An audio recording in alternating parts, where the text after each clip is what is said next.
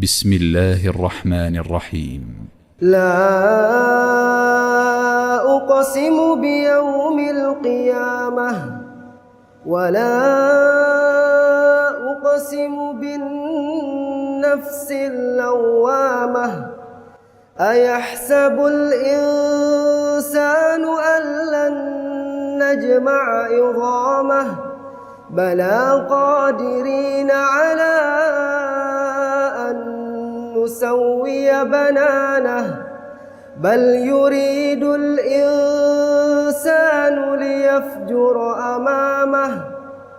يسأل أيان يوم القيامة فإذا برق البصر وخسف القمر وجمع الشمس والقمر يقول الإنسان يومئذ أين المفر كلا لا وزر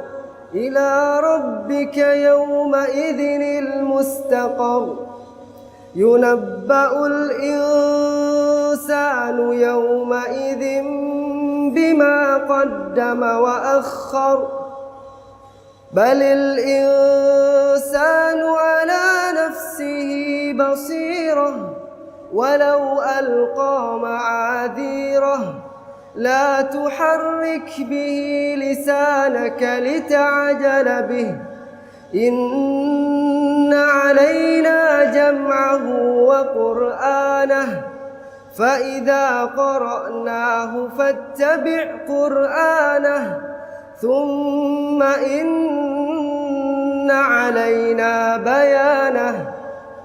كلا بل تحبون العاجلة وتذرون الآخرة وجوه يومئذ ناظرة إلى ربها ناظرة ووجوه يومئذ باسرة تظن أن يفعل بها فاقرة كلا إذا بلغت التراقي وقيل من راق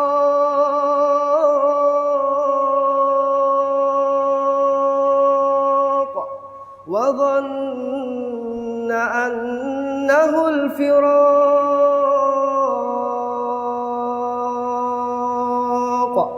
والتفت الساق بالساق إلى ربك يومئذ المساق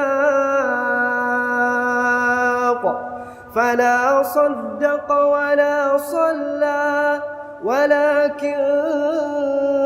كذب وتولى ثم ذهب إلى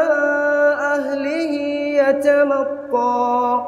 أولى لك فأولى ثم أولى لك فأولى أيحسب الإنسان أن يترك سدى ألم يك نطفة من مني يمنى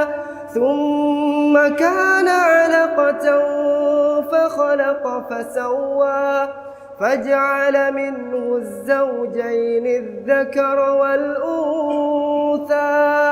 أليس ذلك بقادر على أن